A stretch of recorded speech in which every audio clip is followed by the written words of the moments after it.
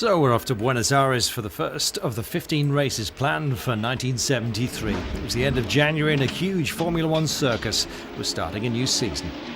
In the paddock, a prestigious guest, Juan Manuel Fangio. A pole position had been taken not by Emerson Fittipaldi in his Black Lotus, but by Clay Regazzoni in his BRM. The Swiss driver managed to hold on to his advantage for the first corner in front of Francois Servais, who'd shot forward from the second line. So began the new season with Regazzoni as its first leader. A nice start for Rega, who'd been dropped by Ferrari at the last moment and who, what's more, had refused an offer from Brabham. Without BRM, he would have been without a car. Behind him, though, the threat from Fittipaldi was becoming more obvious. The Brazilian was third, hassling Servais, whilst his new teammate, Ronnie Peterson, was just behind. Stewart, after a bad start, was a bit further back. During the 29th lap, a change of leader. Servais was in the lead.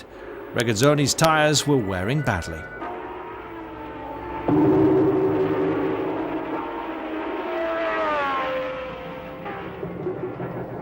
Over at Tyrrell, they were optimistic. Servais was now firm leader. Better still, Stewart had climbed back into second place.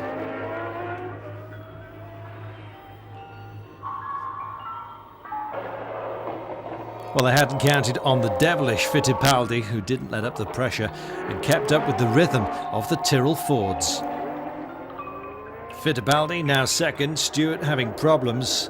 As a result, Servais had to fight heroically to resist the Lotus. The Frenchman had a cramp in his right leg. During the 86th lap, there was another change. Fittipaldi getting past the Tyrrells.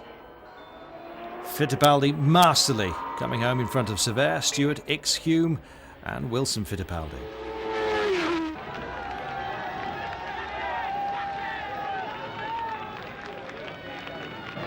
Well, Servais saying it was a very, very tough race, high pressure. There was never more than a 3-second gap between the leaders over 96 laps. A real race, he says. It was a hard race, a very good race, and Emerson drove very well, as did Francois. He drove an excellent race. I'm just sorry I couldn't be more opposition. Whose is this? Well, I have to admit that Buenos Aires was nothing more than an observation round. 2 weeks later, we're in Sao Paulo. Brazilians organising a Grand Prix that counted towards the World Drivers' Championship for the first time. Well, no doubt Tyrrell had the most balanced team, but in the hot and electrifying atmosphere, the crowd had eyes only for their idol, Emerson Fittipaldi. He was second on the starting grid, having been beaten by his very rapid teammate, Peterson.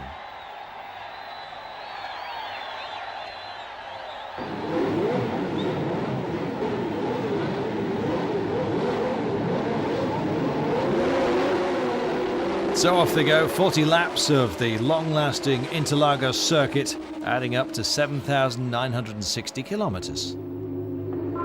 Well, the Brazilians were jubilant. Fittipaldi was in the lead in front of the other local driver, Carlos Pace. He'd shot forward from the third line. Stewart and Peterson were following behind. Servais only 8th. Very soon, Pace had let Stewart and Peterson past. Well, Surtees' driver was already struggling with his tyres. The duel between Stewart and Peterson for second place was a stunner, but it didn't last. The Swedes gave in during the 6th lap. That left the positions well established with Fittipaldi in front, Stewart second, then Ix with his Ferrari, Beltoise in the BRM and Hume in the McLaren. Servais, who was having problems with his shock absorbers, already a lap down.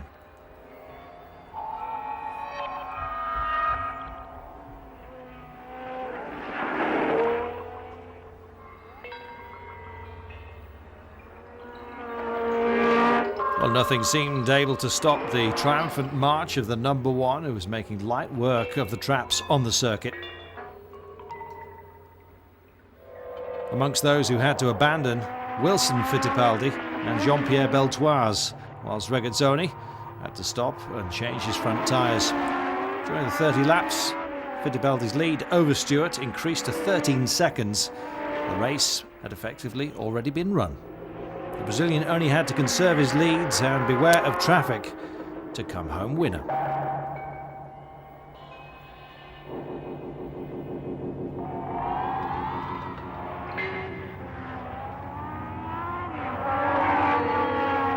Sever stopped during the 32nd lap to change a wheel. He was 2 laps behind and wouldn't mark any points this time. Hume and Arturo Mazzario in the Ferrari were 3rd and 4th. On the track, made slippery by dust and heat, the Lotus had nothing more to fear. During the off-season, Lotus had changed from Firestone tyres to Goodyear, and it seemed to be a good choice. At the finish, Colin Chapman threw his cap into the air as Fittipaldi took his 2nd consecutive victory in front of Stewart, Hume, Mazzario, Ickx and Regazzoni. It was obviously a great welcome and already had a good lead in the championship, 8 points in front of Stewart. Battle was declared between the 2 men for the rest of the season. The 3rd round took place 4 weeks later in Kailami in South Africa. The circuit, as you all know, is situated at an altitude of 2,200 metres. This Grand Prix saw the first appearance of the new brand, Shadow, with a car driven by the American George Follmer. And the new McLaren also showing its face.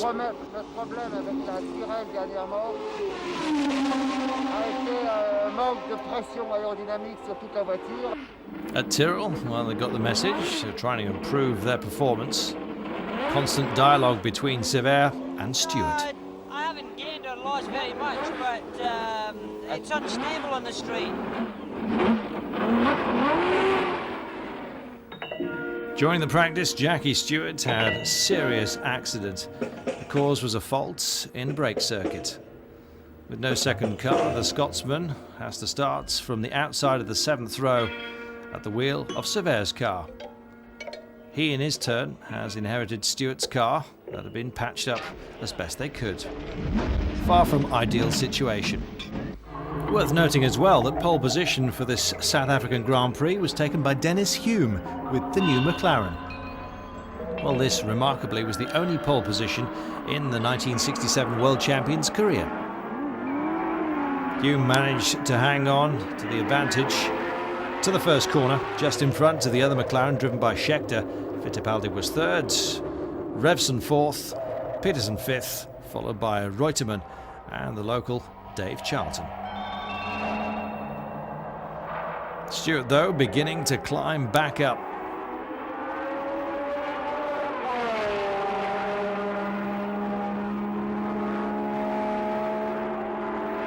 The placings remained more or less stable until the 3rd lap when Regazzoni had an accident at the Crowthorne corner. The Swiss driver had been unable to avoid Charlton and been hit by Helwood Surtees and Ickx with his Ferrari.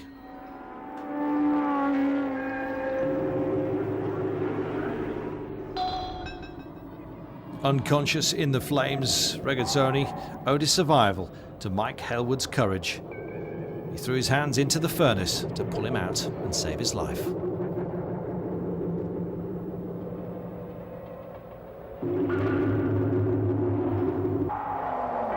Unmoved by the yellow flags being waved around the site of the drama, Stewart makes the most of the situation to overtake everyone and go into the lead in the 7th lap.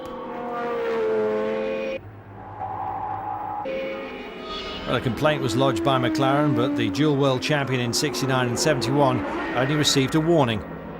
Different times, different morals perhaps. As a result, Stewart went on to completely unhoped for victory. Fittipaldi could do nothing.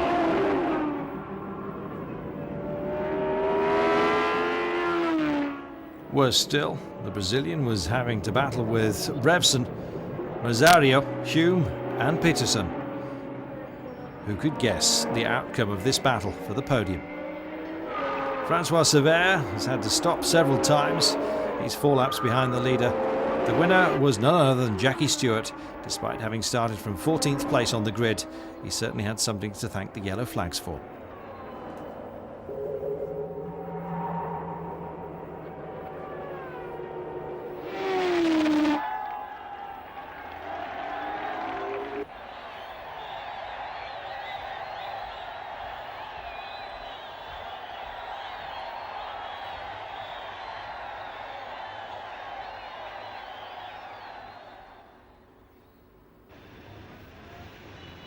Well, there was then an 8-week break before the next race, the first in Europe, in Spain.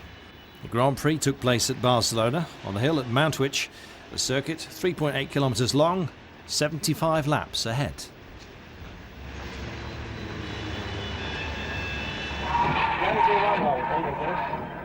Amongst the new features, the Brabham BT42, owned by Gordon Murray.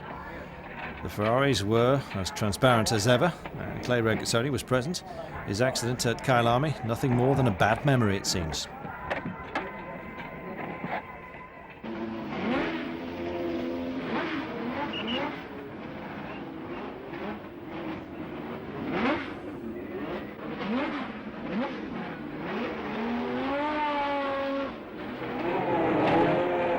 Practice sessions then around this hilly and sinuous course. Hard both on tyres and brakes. Peterson really went for it. Took pole, 0.7 of a second ahead of Hume. 2 seconds over his teammate Fittipaldi, leader of the World Championship. At the start, the Swedish driver hangs on to his advantage over the rest of the pack.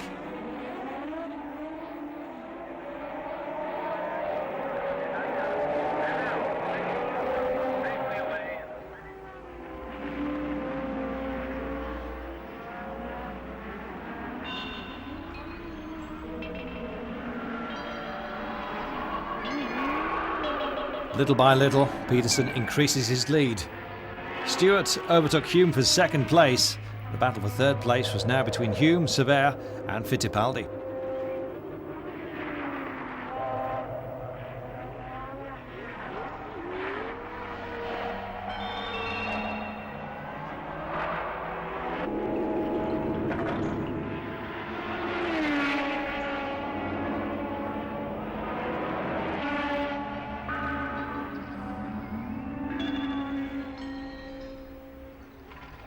Hume, however, soon had to stop and change his tyre, followed shortly by Severe. The latter lost a lap while he was at it, having started just in front of his teammate, Stewart.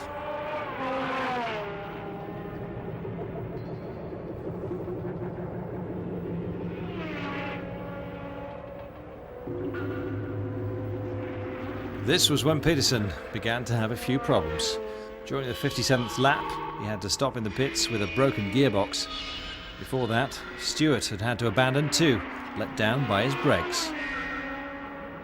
It was drama after drama, and in the end, Fittipaldi won in front of Severe.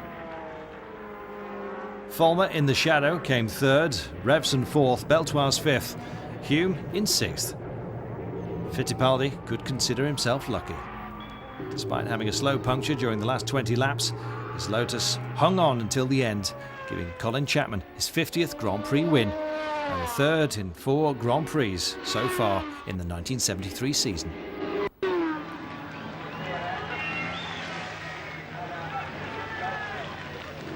We next see Francois Severe on track at Zolder, a theatre both for the Belgium and European Grand Prix on the 20th of May. Well, that year the Frenchman had clearly gone up a level. Although he still lacked the success that sometimes makes world champions, he's definitely up at Stewart's level in terms of pure performance.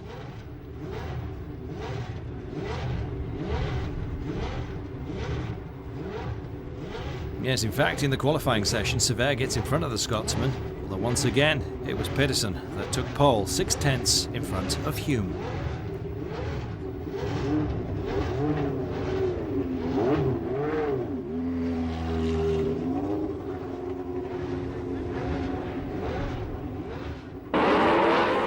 So it was Pedersen and Severe that led the dance to begin with.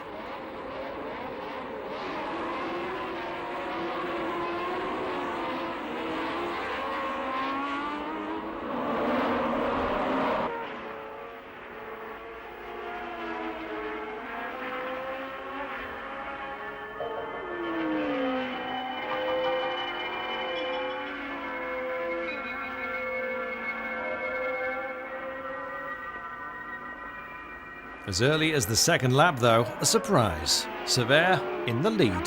Better than that, the Tyrrell driver was getting away at a rate of at least a second a lap. Peterson held the pack, amongst them Fittipaldi and Stewart. they relatively far back. Severe's control of the Belgian Grand Prix total, for the moment at least.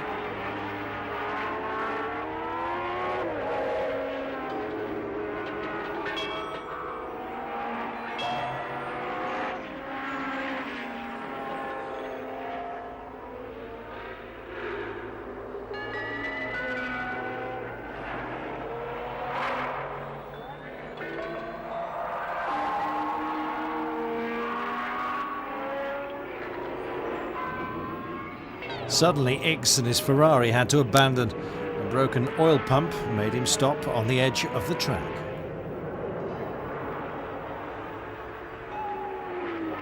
After 10 laps, Severe was still in the lead with 9 seconds lead over Pedersen.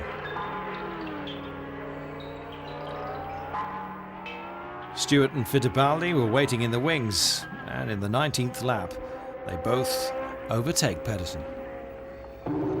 Following lap, Severe spun off the track. He succeeded in getting started again, climbing back up the places and regaining second place.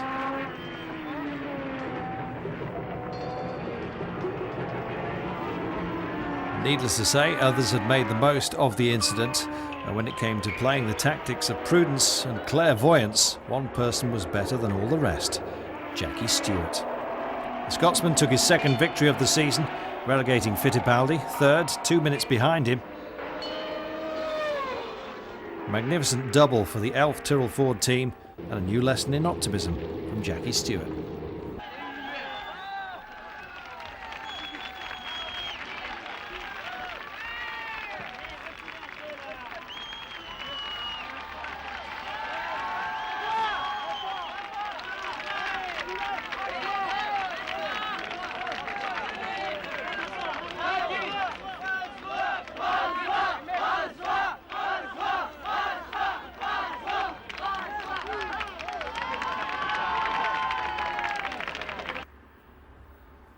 The next meeting, well, the classic amongst classics, Monaco.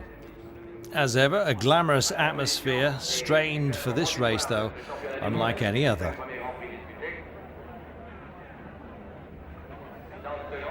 At Tyrrell, they've equipped their cars with Lockheed brakes instead of the usual Girlings, so as to avoid the overheating problems suffered in Spain and Belgium.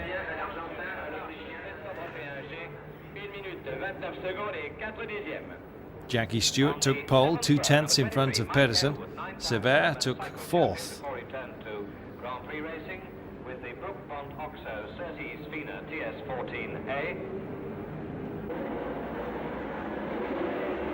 The Frenchman then got off to a dreamlike start, shooting past all 3 cars in front of him. A catastrophic start, on the other hand, for Stewart, who could do no better than fourth by the end of the first lap.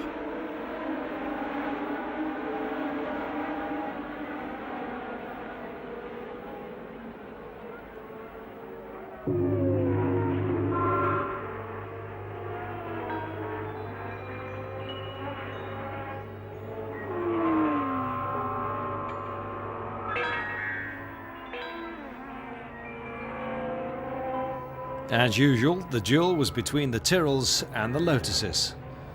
Alas, right at the start, Severe hit a pavement and has to give up any hope of victory. Stewart alone against the black cars driven by Fittipaldi and Pedersen. It took more than that to trouble him, and soon, beneath the gaze of Nora Tyrrell, who came to every Grand Prix, the Scotsman went on to win once again. Severe was a long way back but didn't give up. His desire for revenge after his error took him to 4th place. During this Grand Prix, 2 young drivers showed their talent. Nicky Lauda running at 3rd at one point, and James Hunt, who was competing in his first Grand Prix, running 6th at one time. Both abandoned, but they showed that their names were worth watching.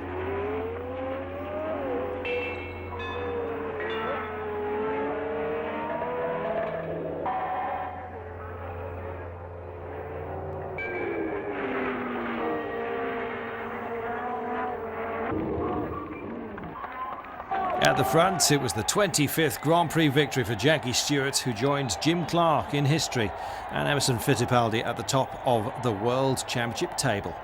3 Grand Prix victories each out of 6 races this year. Not bad. Well, just like Brazil at the beginning of the season, another country also had the honour of welcoming the Formula One Grand Prix for the first time, Sweden. The Anderstorp circuit, 3.018 kilometres long, 80 laps on the programme.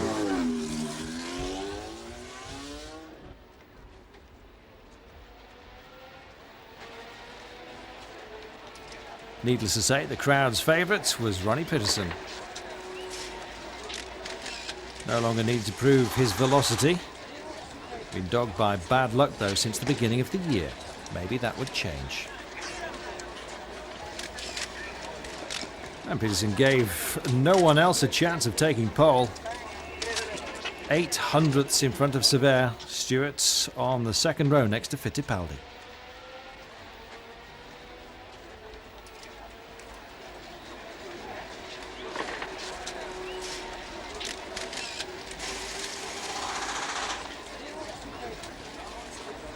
So everything's set up for a superb Grand Prix.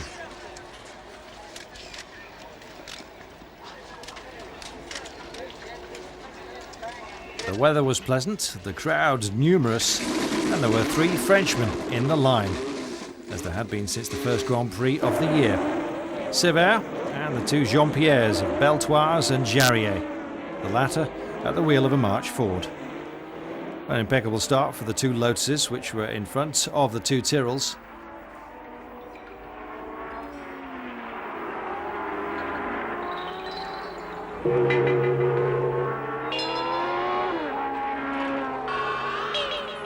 Fittipaldi putting pressure on Peterson, who resisted.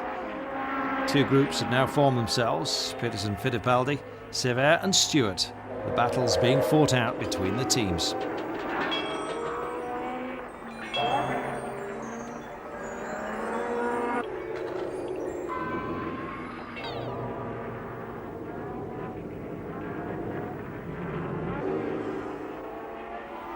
On the 33rd lap, handicapped by his brakes, Sever is overtaken by Stewart. 10 laps from the finish, Stewart took second place from Fittipaldi, whose Lotus starting to smoke. Dennis Hume just behind him, Sever 5th.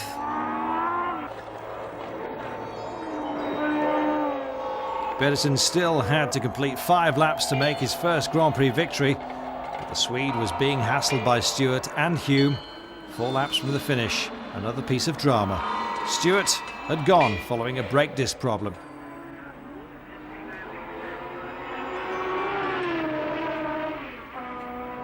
The Scots had slowed down considerably, only just managing to hang on to a rather dismal 5th place at the finish. And that wasn't all. 3 laps from the end, Fittipaldi had to stop with gearbox trouble. Lastly, in the 79th lap, very painfully, Pedersen had to let Hume pass. The New Zealander, to the crowd's enormous disappointment, taking victory.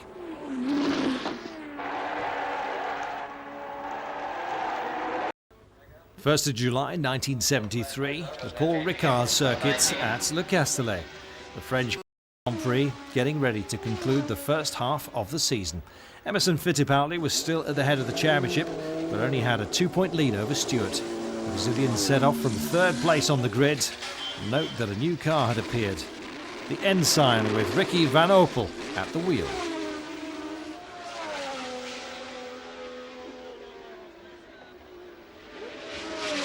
Graham Hill still there despite his 43 years. He was driving a modest Shadow Ford Embassy.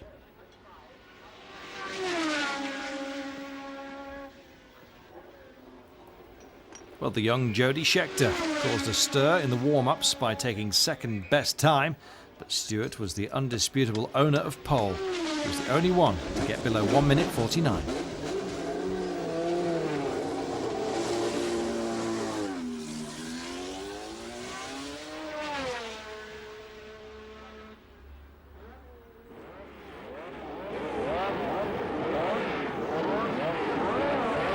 So the green light shows 54 laps were planned. very hot, the tyres, the mechanics, everyone were going to suffer. Scheckter immediately went into the lead. Jackie Oliver in the shadow, broke his gearbox though.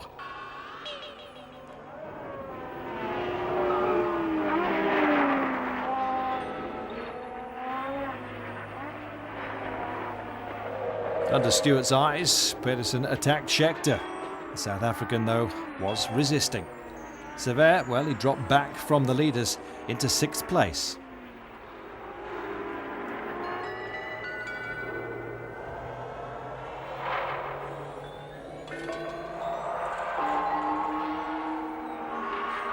Coming up to mid-race, Scheckter still leading.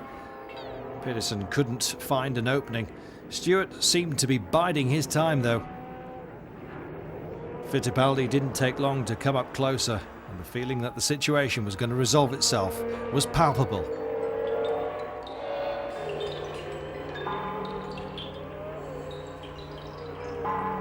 Five of them, wheel against wheel, the suspense enormous.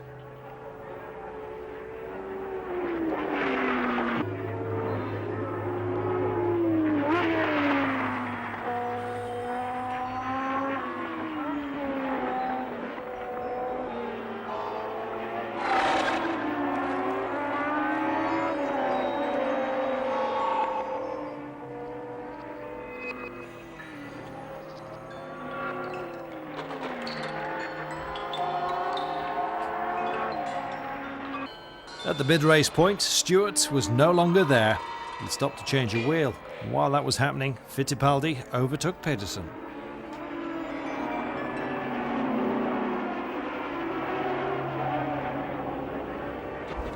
The 42nd lap, the turning point of the race. While trying to overtake Beltoise, Fittipaldi and Scheckter hit each other. The Brazilian abandoned with broken suspension. Yes, Stewart was on the move. At 5th place at this point, finally coming home 4th, which meant that he went into the lead in the championship. But the man of the race was Ronnie Peterson. This time the Swede had done it, taking great revenge for the Swedish Grand Prix. In his 40th race, Peterson won, and Francois Sever came 2nd for the 4th time in 8 races. Peterson-Sever on the podium, while neither Stewart nor Fittipaldi were to be seen. It gave some idea of the intensity of the duel between Lotus and Tyrrell during 1973. On the 14th of July, it was the British Grand Prix. Sever still hoping, no doubt, to win his first victory of the year, the one he'd been after for almost 2 years. But for Colin Chapman and the Lotuses, the important thing was to keep on going the way they had at Le Castellet and let Fittipaldi continue his fight with Stewart. Well, the Scotsman was almost playing on home ground, but the competition was tough on the Silverstone circuit, where Pedersen took pole once again.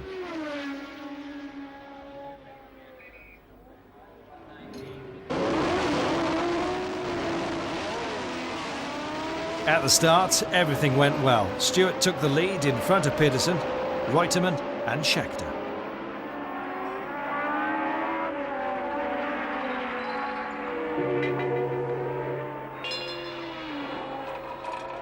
Well, it was here that the latter decided to skid off at the entry to the final straight. The rest can only be called a perfect illustration of a particular kind of chaos. A monumental pileup was the result. A dozen cars were involved. Andra de Adamic suffering a broken ankle. Apart from Scheckter and de Adamic, Hailwood, Pace, Mass, Beltoise, Williamson and Fulmer were eliminated.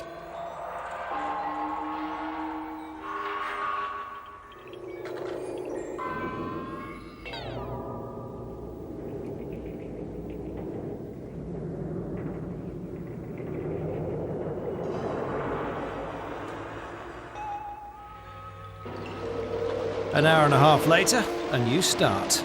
Only 19 left on the grid. This time Peterson didn't let Stewart take him by surprise and took the lead with authority.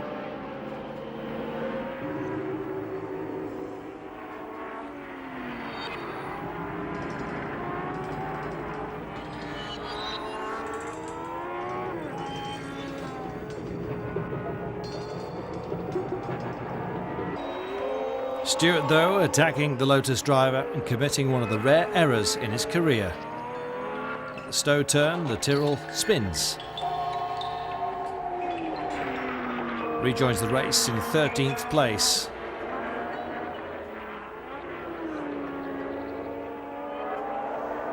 In the 39th lap, change of leader. Peter Revson has got the better of Peterson. James Hunt, the beginner, parading in 3rd place. In the end, the American keeps his advantage and achieves his first Grand Prix victory in his career. Peterson 2nd, Hume 3rd, Hunt finally 4th, Sever 5th. Neither Fittipaldi, who abandoned, nor Stewart 10th make any points.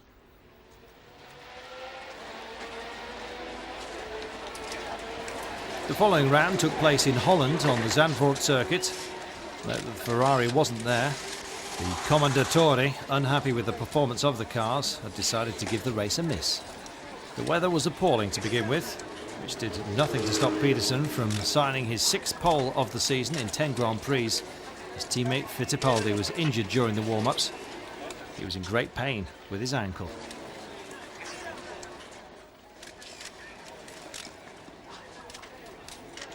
And the young Lauda in a BRM in 11th place on the grid.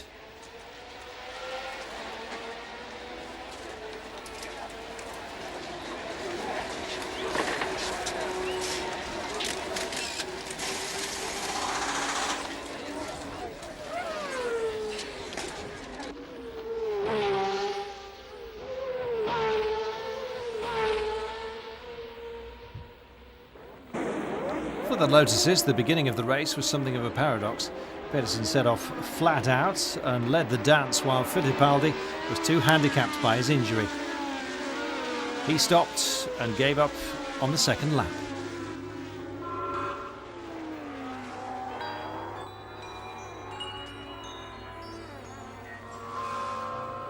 Stewart and Sever were trying to ambush one another,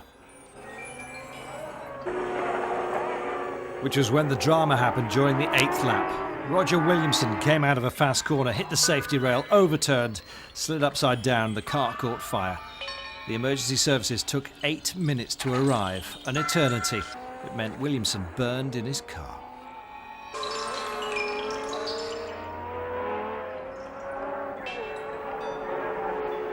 At the mid-race point, Pedersen had more than 10 seconds advance over the Stewart-Sever duo.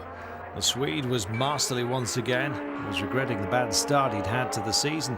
Without that, he would have been able to try for the World Championship crown, but he was too far behind to maintain any such hopes.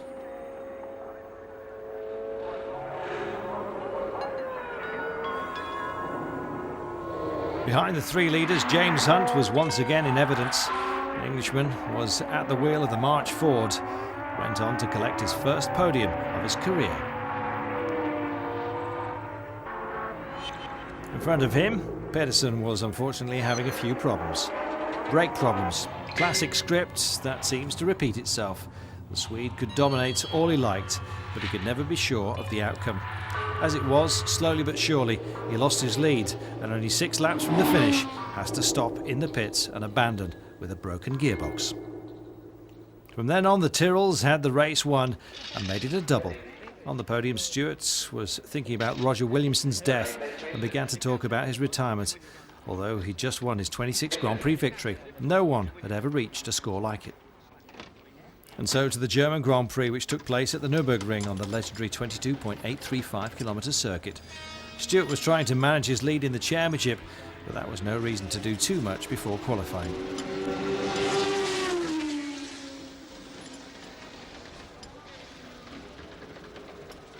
Stewart took pole half a second faster than Pedersen, while Sever was 3rd. The Ferraris still absent, but Jackie Ickx had found refuge with McLaren and took an excellent 4th time on his favourite circuit.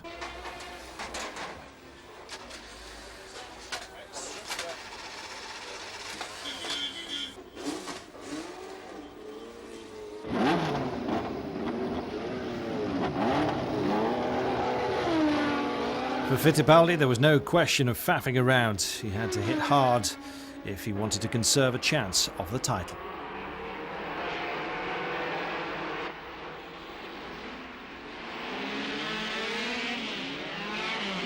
The Tyrrell's off to a great start, helped by Pedersen's early abandonment on the first lap.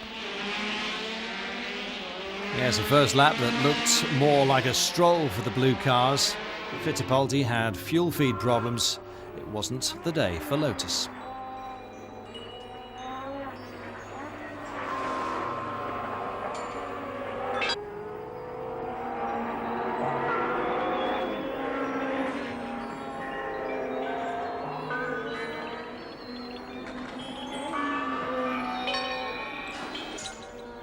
In his McLaren, Ickx had a perfect drive. He was third. He could do no better. The Tyrrells, they were out of reach.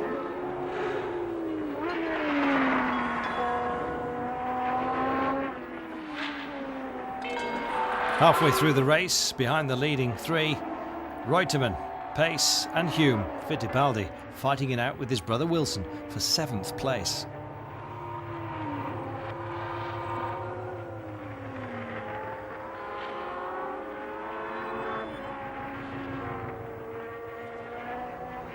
At the finish, 1.6 seconds separated the two Elf Tyrrell Ford teammates.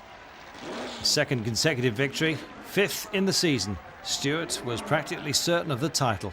It was also to be his 27th and last Grand Prix victory.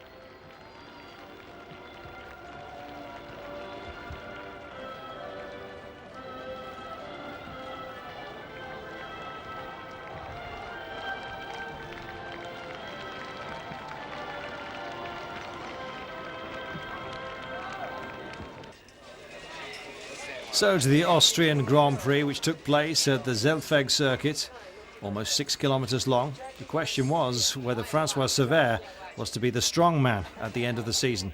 It was clear that Stewart was ready to help the young teammate. He'd taken him under his wing.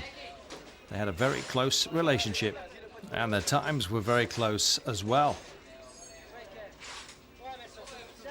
Very fast this circuit in Austria, very demanding on the brakes. Everyone wanted to see what Lotus would do. Fittipaldi remained stuck in a black run of luck. Only 1 point from the last 5 Grand Prix. Obviously not worthy of a champion in waiting. Well, it didn't stop the Brazilian from taking pole in front of Pedersen, but it was the latter who started the best. What was worse for Fittipaldi was that Hume had succeeded in slipping in between the two Lotuses.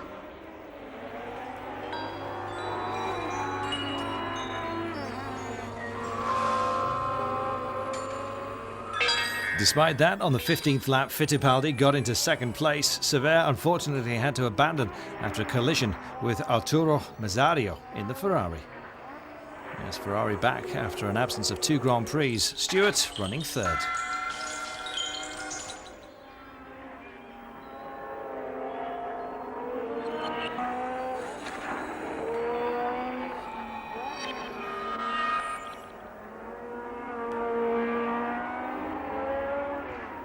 On the 25th lap, Fittipaldi had made it to the lead. The Brazilian was obviously out for revenge.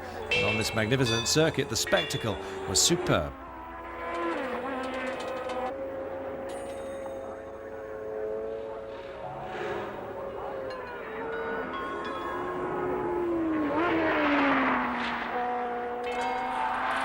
Sadly though for him, 5 laps from the finish, Fittipaldi has to abandon. The pipe linking the petrol pump and the distributor came off. For once, it was Pedersen who inherited victory and took his 2nd Grand Prix success in front of Stewart. The title was coming closer. Perhaps it would be his at Monza.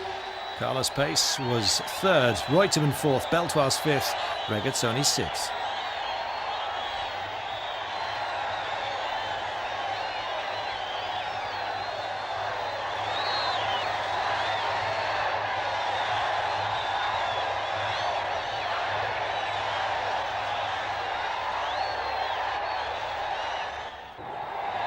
On the 9th of September, it was off to Italy in the 13th round of the championship. We first saw the drivers on their feet. Yes, a race had been organised around the circuit before the cars got involved. Well, Stewart almost seemed to be struggling. Far in front, a certain Frank Williams was much faster, setting a great rhythm. and winning this particular race. Yes, an image full of significance when we know what the future held for this particular Englishman.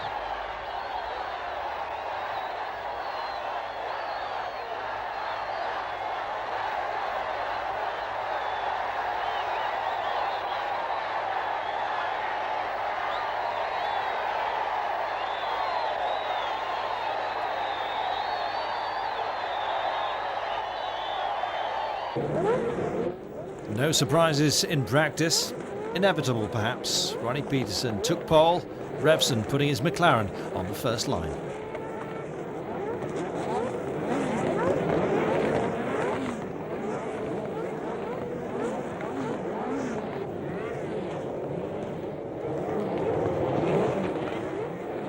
The Ferraris on home ground started with two cars, one for X, one for Mazzario. James Hunt, well, he was injured during the practice and was unable to take part in the race. Stewart only made 6th time, Sever 11th.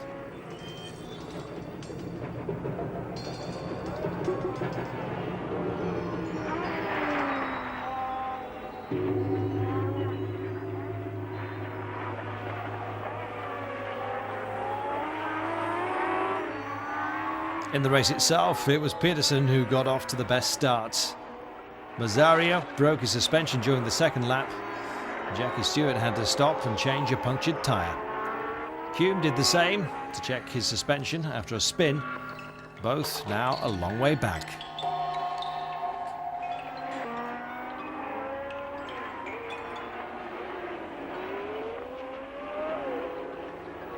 On the 30th lap, Peterson still leading in front of Fittipaldi and Revson.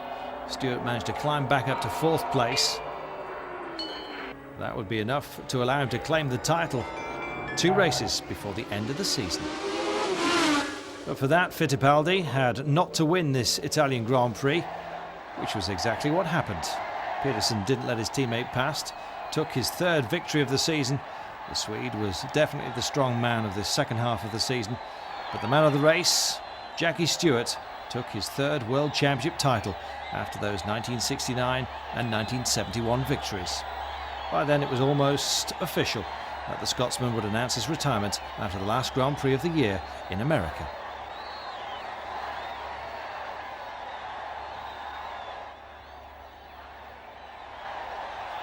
Before that, there was the Canadian Grand Prix on the tough Mosport circuit, where the track was almost 4 kilometres long.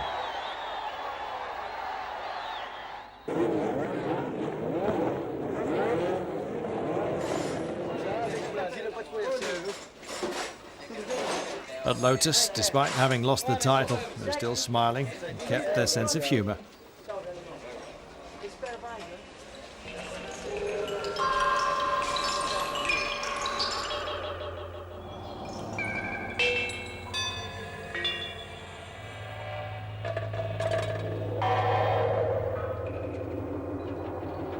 Pole position was to belong to Peterson, but it was to rain on race day from dawn onwards.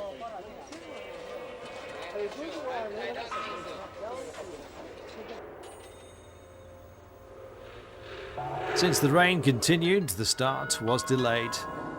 The track remained wet and very trappy.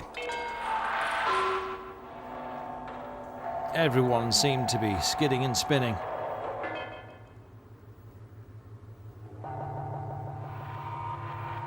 The race was to start with Peterson on pole, who finished almost a second in front of Revson.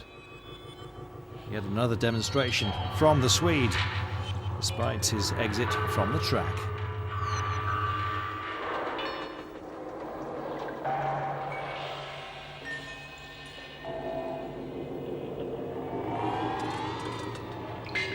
So everyone would be holding their breath before the start.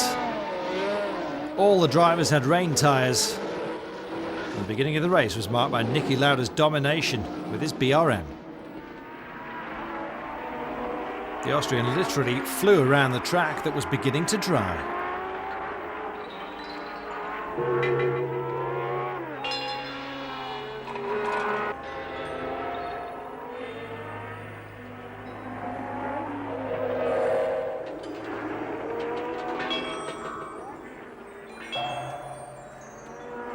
Unfortunately for Lauda though, his team made a mistake with the tyres at his pit stop and he lost all hope of being able to take his first victory.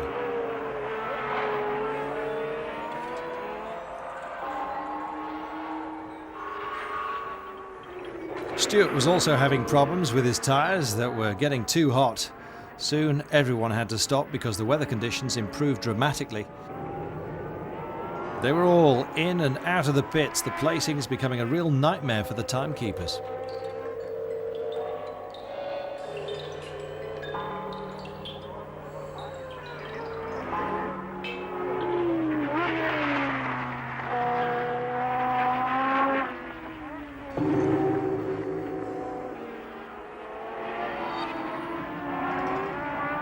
One thing was certain, Peterson didn't have it in the bag yet. After a puncture, he hit a safety barrier. Severe collided with Scheckter. Both men had to retire. Worse, the Frenchman had 2 twisted ankles. As a result, and since the debris of the Tyrrell was all over the track, the race managers decided to send out the safety car, which at that stage was still called the official race neutralising car. When the cars set off again, no one knew exactly what the placings were. The battle seemed to be between the 2 jackies, Oliver and Stewart, along with Fittipaldi.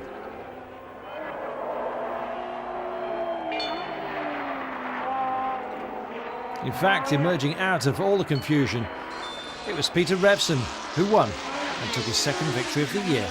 Fittipaldi was second, more than 30 seconds away. Oliver third, Beltoise fourth, Stewart fifth, and Ganley sixth.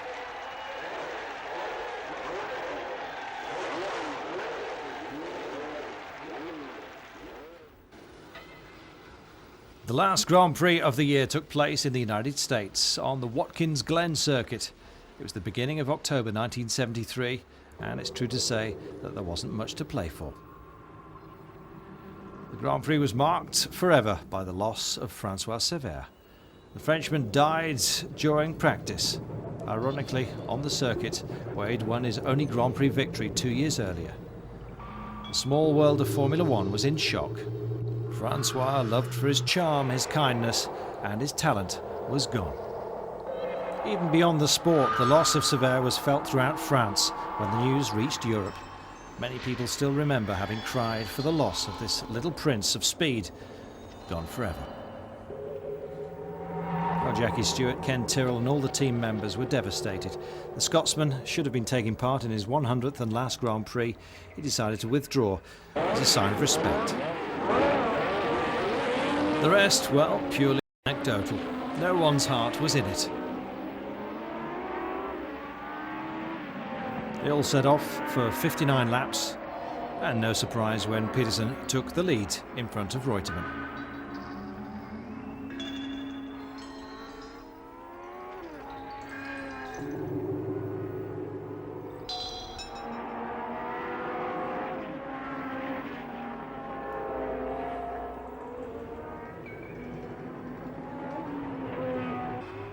Ganley, well, he stopped during the 12th lap to have his suspension checked.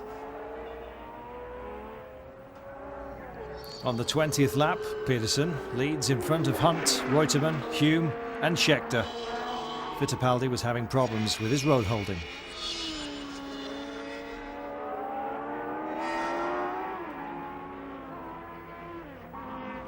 James Hunt put Peterson under terrible pressure.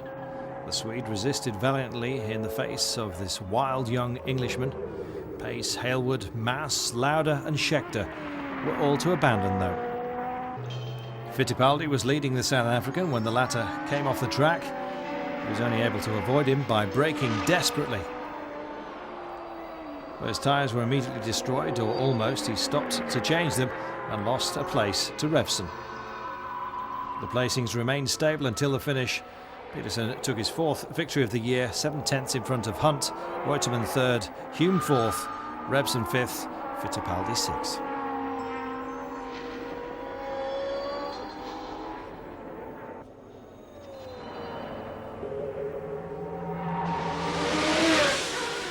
So the 7th success in the year for Lotus, against 5 for Tyrrell. As a result, it was Colin Chapman's stable that took the International Manufacturers' Cup with 92 points, 10 ahead of their rival. Ferrari only 6th with just 12 miserable points. In the drivers' placings, Stewart won with 71 points, Fittipaldi was second with 55 points, Peterson third with 52, Francois Sever was fourth with 47. The new triple world champion, holder of the record number of Grand Prix victories, retiring. Jackie Stewart, gone in pain and sadness at the loss of his friend.